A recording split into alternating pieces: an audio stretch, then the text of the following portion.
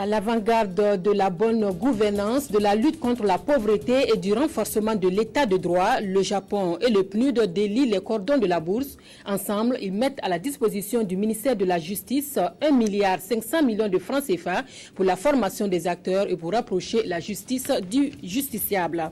Garant de l'approvisionnement en gaz, la Sonabi joue l'anticipation dans la disponibilité de ce produit de grande consommation en cette période de pluie et du jeûne musulman. Des bouteilles de gaz de 6 et de 12 kg sont disponibles en quantité pour couper court à toute velléité de surenchère. Et puis, accueil plutôt froid pour le gouverneur de la région de Kidal, un retour qui n'aura duré que quelques heures après une absence d'1 an et demi dans cette région qui a du mal à prendre le train de l'organisation des élections du 28 juillet prochain. Madame, Messieurs, bonsoir. Un chiffre pour commencer, 1,5 milliard de francs CFA. C'est la somme qui sera mise au service du ministère de la Justice pour la promotion de la bonne gouvernance, du renforcement de l'état de droit et pour une formation de qualité des acteurs de la justice. À la base de cette signature, le Japon et le PNUD qui espèrent ainsi permettre l'accès à la justice à toutes les couches sociales de la population. Moussaki et Varis Kombari témoignent de cette signature. 1,5 milliard de francs CFA pour le renforcement de la bonne gouvernance au Burkina Faso. Le geste est du Japon en collaboration avec le Programme des Nations Unies pour le développement, PNUD. Ce don devrait permettre au ministère de la Justice de promouvoir non seulement l'accès des couches vulnérables à la justice, mais aussi d'assurer une formation de qualité aux forces de l'ordre et de défense en matière des droits humains. Le Japon a bien constaté que sans stabilité, sans la paix, on ne peut pas espérer le développement. C'est la raison pour laquelle le Japon a bien décidé de soutenir la lutte contre le terrorisme et lutte contre la pauvreté dans cette région. C'est la raison pour laquelle le Japonais va soutenir ce projet. Et puis, on va travailler avec la communauté internationale. Le renforcement de l'état de droit va, bien entendu, être un domaine un peu plus large que juste le secteur de la justice. C'est la justice et les auxiliaires de justice, ceux qui appuient la justice. Donc, c'est pour ça qu'un des premiers axes que nous avons, c'est le renforcement de la capacité des forces de sécurité à maintenir le droit, à respecter les droits lors de leurs interventions. La consolidation de l'état de droit, la lutte contre la prolifération des armes ainsi que l'amélioration des conditions de vie des populations seront les priorités du ministère avec ce nouveau financement. Nous avons indiqué que la justice était considérée comme clé de voûte de la démocratie. Nous pensons que la convention qui a été signée ce matin va avoir comme impact de nous renforcer dans nos activités au niveau du renforcement de la démocratie au Burkina Faso. Nous devons nous organiser au niveau de la justice afin que toutes les couches sociales puissent avoir accès à la justice. C'est à cet égard que vous vous rappelez que le Conseil des ministres a validé le décret portant création d'un fonds d'assistance judiciaire en faveur des couches défavorisées. D'ores et déjà, les directions techniques du ministère de la Justice s'activent pour que la mise en œuvre du projet soit un succès. Le financement de ce projet d'appui à la consolidation de l'état de droit est prévu pour durer jusqu'en 2015. Des magistrats ont reçu ce jeudi leurs cartes professionnelles, des cartes confectionnées par l'Office national d'identification, juste pour dire que l'ONU ne fait pas que la CNIB. À son actif désormais la confection des cartes professionnelles. L'exemple a été donné ce jeudi par la remise de 72 cartes au premier président de la Cour de cassation, Pélagie Savadougou. Les magistrats de la Cour de cassation disposent désormais de cartes professionnelles, des cartes produites et délivrées par l'Office national d'identification ONI. À ce jour, ce sont plus de 70 cartes qui ont été remises au premier président de la Cour. L'avantage, c'est que ça permet d'identifier tous les personnels administratifs et magistrats qui sont en activité à la Cour de cassation. Non seulement au sein de la Cour, mais aussi à l'extérieur. Et que dans l'exercice de leur profession, ça peut leur permettre de s'identifier auprès des tiers ou bien de services tiers auprès desquels ils sont amenés à travailler. En plus des cartes professionnelles, l'Office national d'identification met à la disposition de la Cour de cassation un logiciel permettant de vérifier la validité et l'authenticité de ces documents. L'ONU ne fait pas uniquement de l'ONU également d'autres types de documents tels que les documents d'identité, cartes professionnelles. Ces documents ont une valeur juridique. Ce sont des documents pour sécuriser, protéger. Au-delà de la production et de la délivrance des cartes nationales d'identité burkinabé et des passeports, l'ONU confectionne également des cartes professionnelles sur la base de données biométriques. En cette période des pluies et du jeûne musulman propice à une forte consommation du gaz, ce produit devient rare. La Sonabi veut désormais conjuguer cette pénurie au passé. Cette année, la nationale du gaz vient d'accroître sa capacité de production. Des bouteilles de 6 et 12 kg sont disponibles en quantité et la Sonabi met également en place du personnel supplémentaire pour répondre aux attentes des consommateurs. Les hommes de médias ont été invités à en être des témoins. Pour la RTB, Moumouni Soubeiga. Avec ses 2 fûts de 600 et de 2000 tonnes, la nationale des hydrocarbures Sonabi veut parer à toute éventualité. Dans le hall d'emplissage, pas de répit pour les travailleurs. Entre emplissage, réglage des contrôles et chargement, chaque seconde qui passe compte ici au dépôt de Bingo, une localité située à une quarantaine de kilomètres de Ouagadougou. Objectif, éviter les pénuries à tout prix.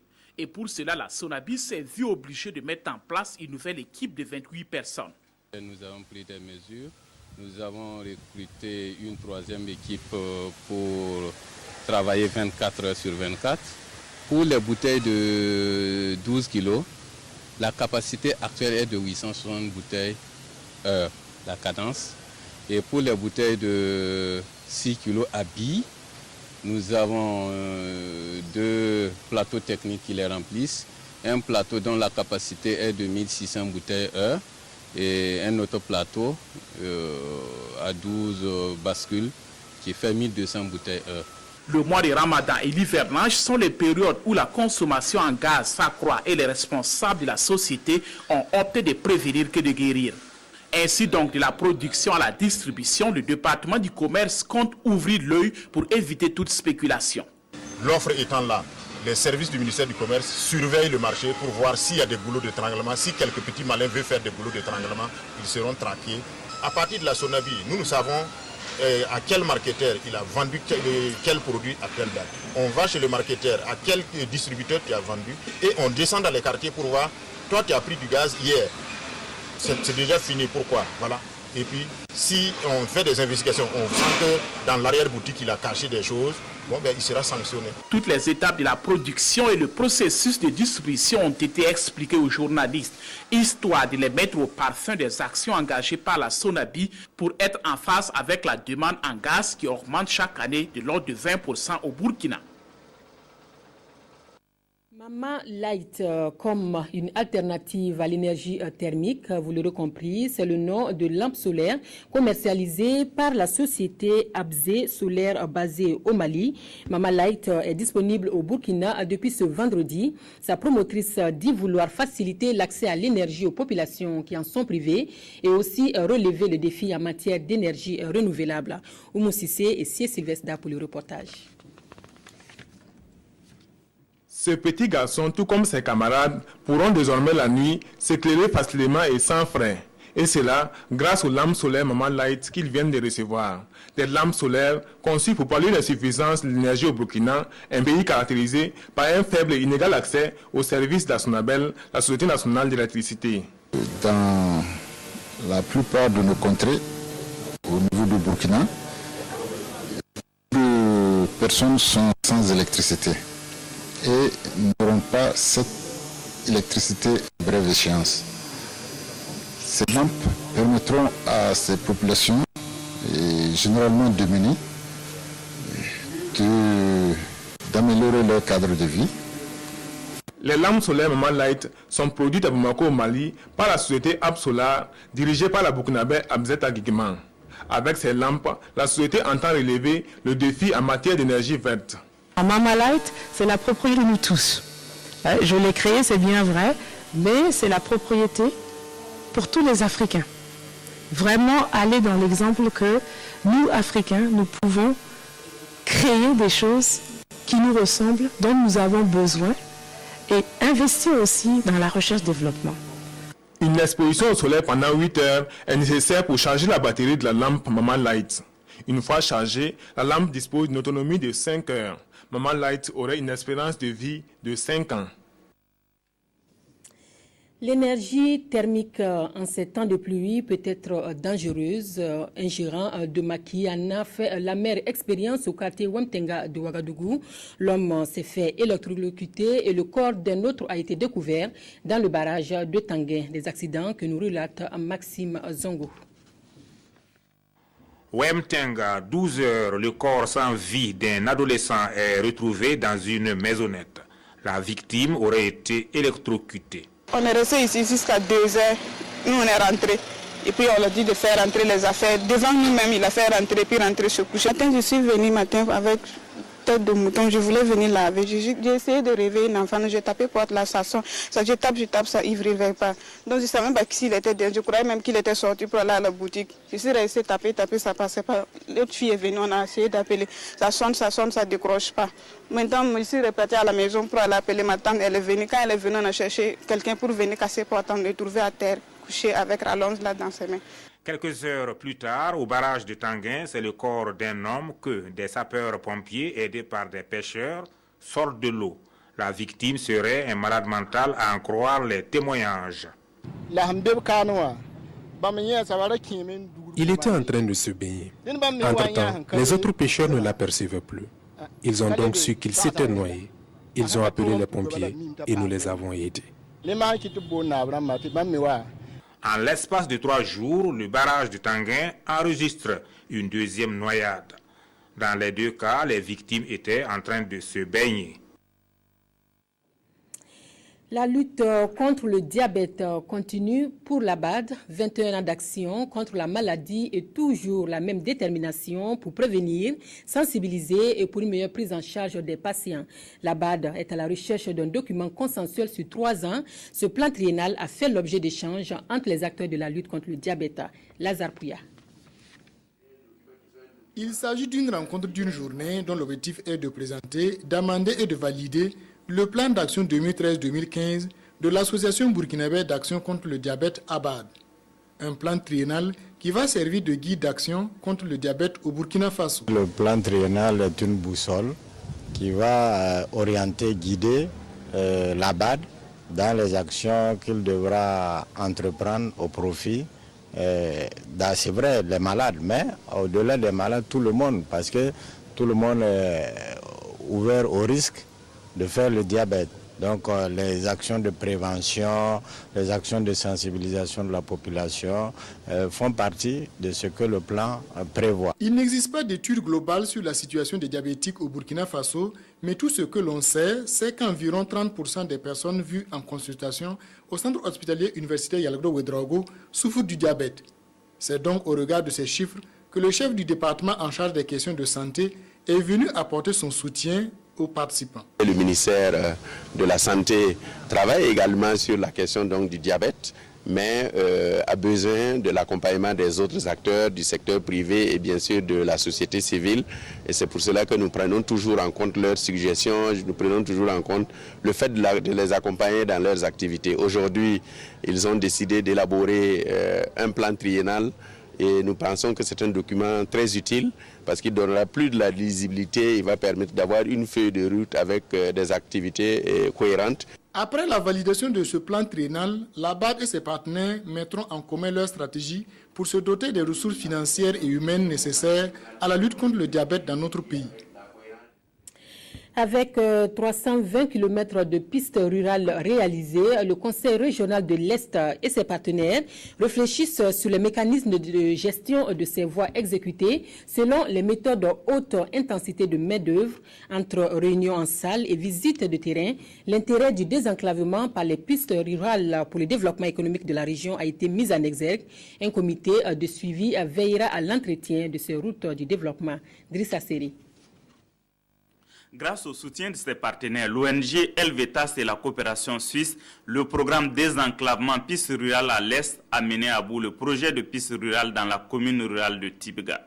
Longue de 10 km, la piste a été réalisée suivant la méthode IMO, haute intensité de main-d'œuvre, basée sur le recrutement de la main-d'œuvre locale pour créer des emplois et redistribuer des revenus au sein des collectivités. Sa construction a mobilisé environ 120 millions de francs CFA, dont 20% redistribués aux populations locales.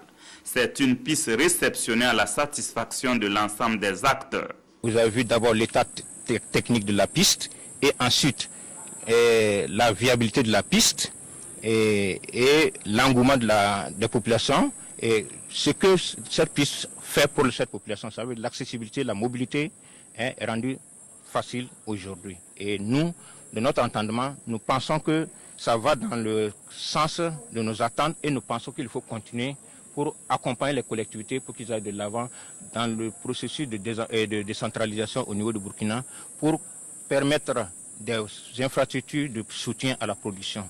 La bonne exécution de ce projet vient conforter la position des acteurs qui ont choisi de mener la réflexion sur les mécanismes de gestion des pistes rurales exécutées suivant la méthode IMO dans le contexte de la décentralisation.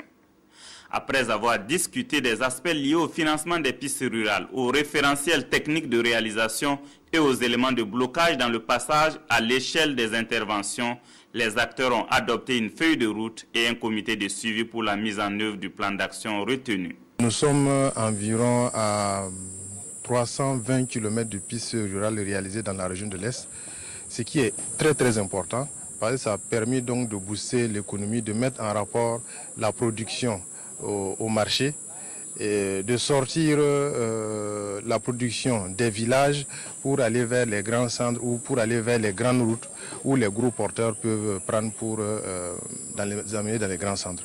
Donc pour nous, Piste Rurale a fait un très beau travail et surtout la méthode utilisée qui est la haute intensité de main-d'œuvre permet donc de redistribuer cette manne financière-là directement à la base.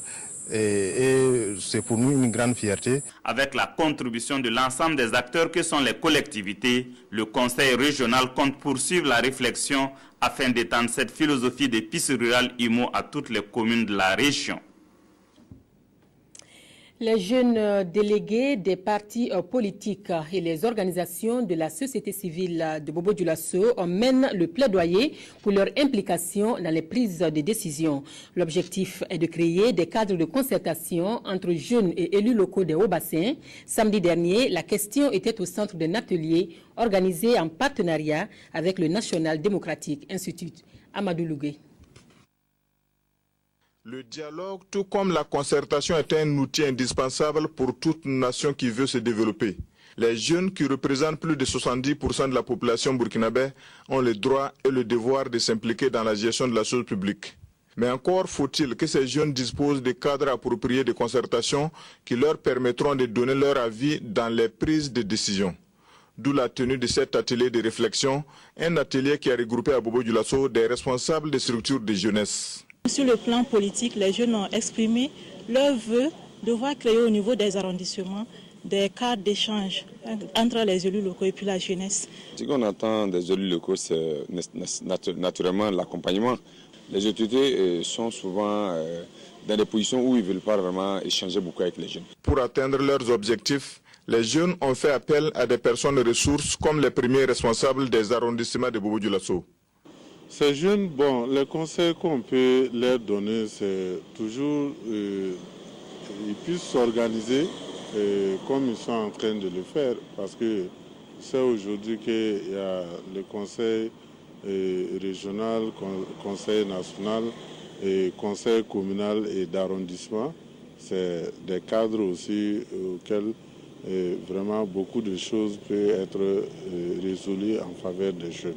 Des communications sur les avantages des cadres d'échange entre les élus locaux et la jeunesse dans le processus de développement, l'organisation et la mission du cadre régional de jeunesse ont permis aux jeunes d'élaborer un message de plaidoyer à l'intention des maires. Le maire de Ouagadougou, ce matin, dans les locaux de Radio Burkina et de la télévision nationale, visite des studios de production, de la régie et autres équipements et infrastructures ont permis à Marin Casimir Ilboudo de s'imprégner des conditions de travail des agents de la RTB. En ligne de mire, la formalisation du partenariat entre la mairie de Ouagadougou et la RTB. Adama Koulibaly.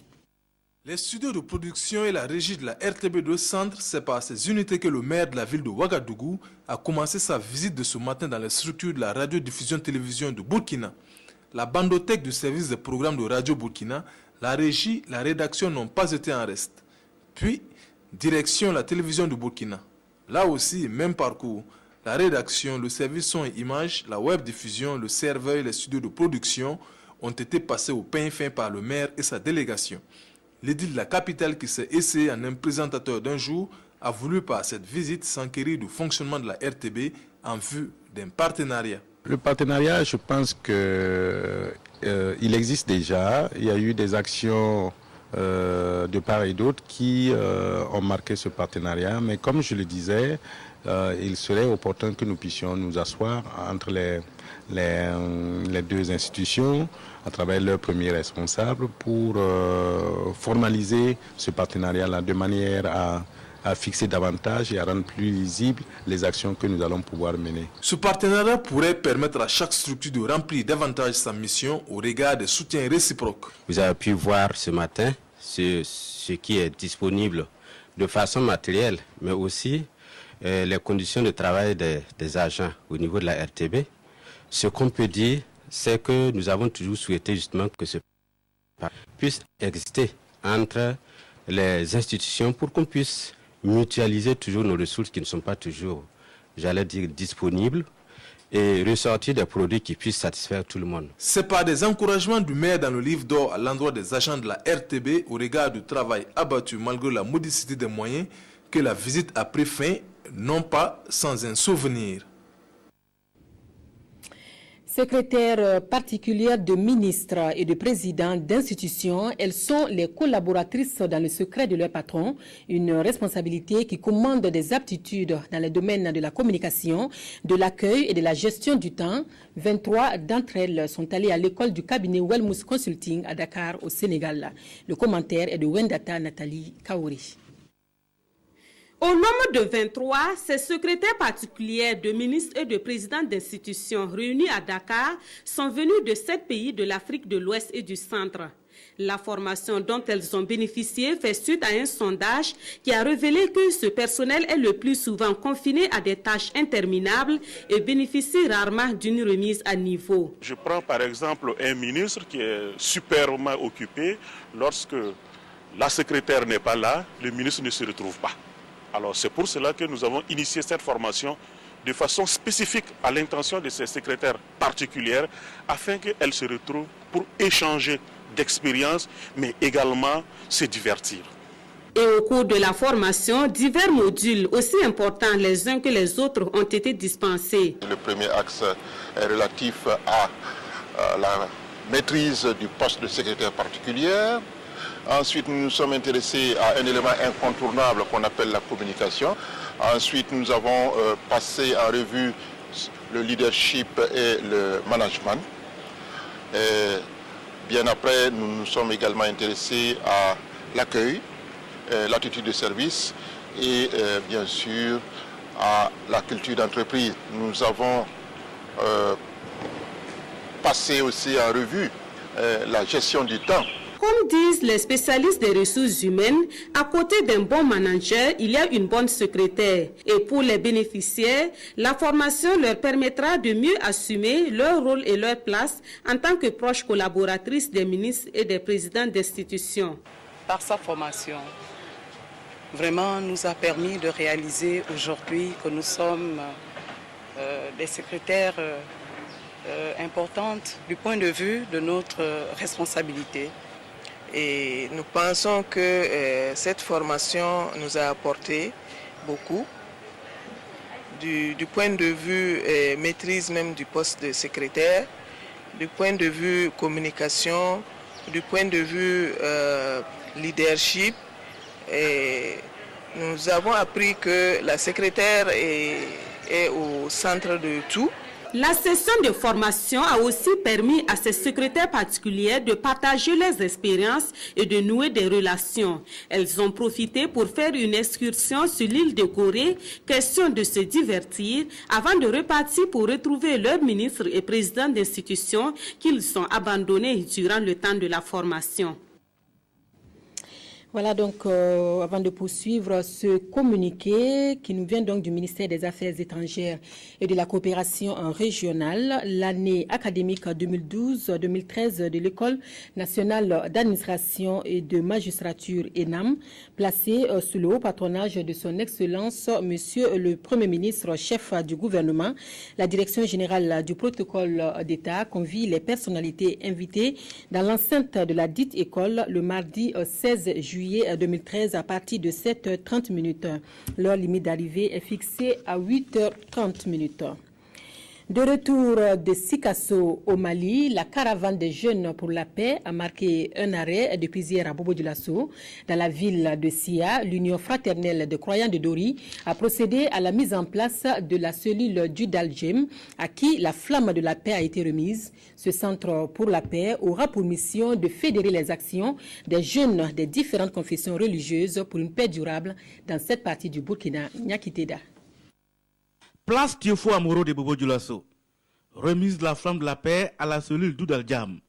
C'est un acte qui matérialise les fondements du dialogue interreligieux avec comme mot d'ordre la culture de la paix et de la tolérance.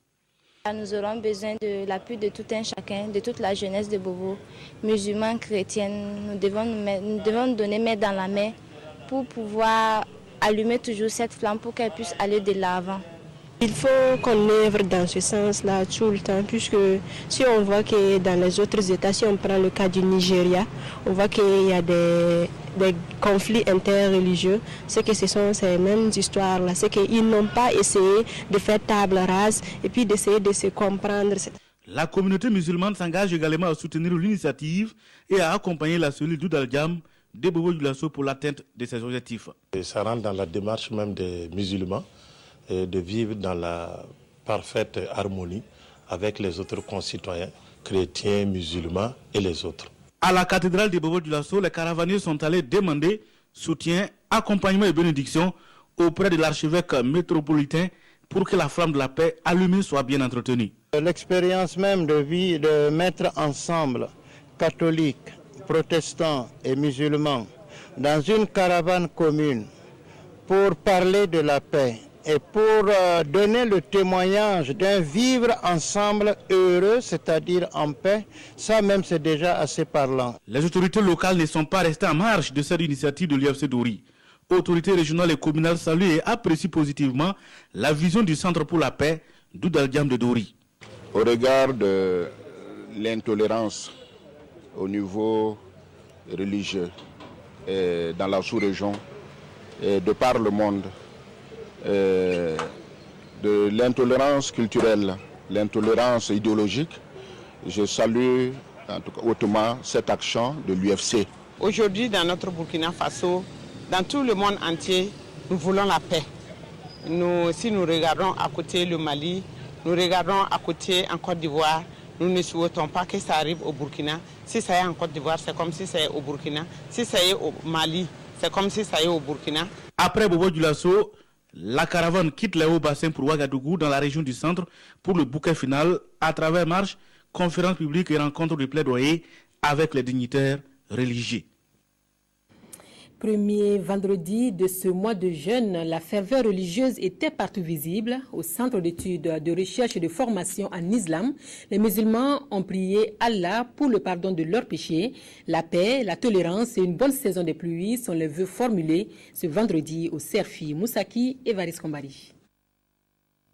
Il est 13h. En ce premier vendredi du mois de Carême, les fidèles musulmans convergent vers le centre d'études, de recherche et de formation en islam, Serfi, situé aux 1200 logements. Comme tous les vendredis, et plus particulièrement pour ce mois de jeûne, les croyants musulmans sont présents pour prier Allah et demander pardon pour leurs péchés. Le mois de jeûne, c'est un mois béni, le mois de Ramadan, et c'est un mois qui permet à tout musulman de raffermir sa foi et de purifier son cœur. Et il permet aux musulmans de s'approcher de son Seigneur. Le jeûne musulman dure 30 jours. C'est un mois qui est traditionnellement marqué par des adorations, des lectures du Coran. Mois de tolérance et de partage donc, les fidèles musulmans sont appelés à renforcer leur amour pour leur prochain. L'islam, comme on dit, c'est la propreté. Il faut rester propre. Il faut éviter de parler et dire des bêtises. Il ne faut pas médire sur quelqu'un.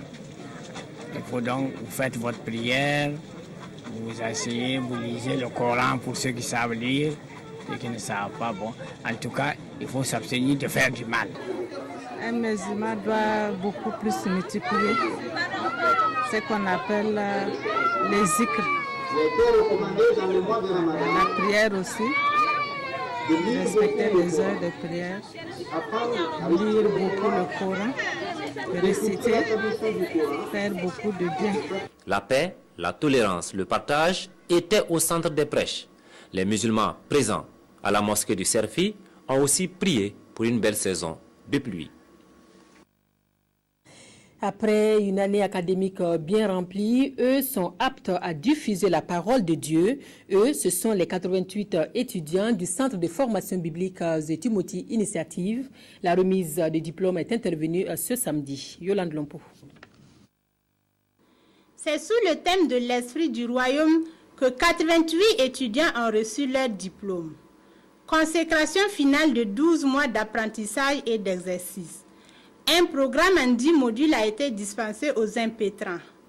Outre l'approfondissement des Saintes Écritures, l'implantation d'églises a été un volet important de cette formation, car telle sera leur mission. Pour ce faire, l'esprit du royaume doit être notre credo. J'allais dire, les credos de tous ceux qui ont été appelés à son admirable lumière.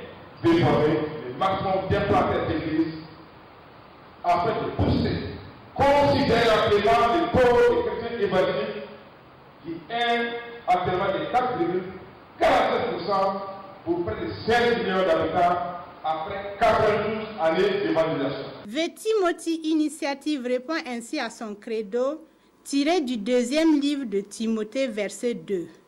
Ce que tu as entendu de moi en présence de beaucoup de témoins, confie-le à des hommes fidèles qui soient capables de l'enseigner aussi à d'autres. Au Mali, Kidal, dans le nord, est loin des grandes mobilisations de la campagne présidentielle du 28 juillet. Le train de l'élection a du mal à démarrer dans cette région, bastion de la rébellion Touareg. Le gouverneur de Kidal, de retour dans sa région, a eu droit à un accueil plutôt mitigé. Pas de répit dans la mobilisation des pro-Morsi en Égypte. Ce premier vendredi du mois de Ramadan a battu tous les records. Les pro-Morsi invoquent dans leurs prières le retour de leur président déchu. Sur le front politique, le nouveau premier ministre tente toujours de former un gouvernement.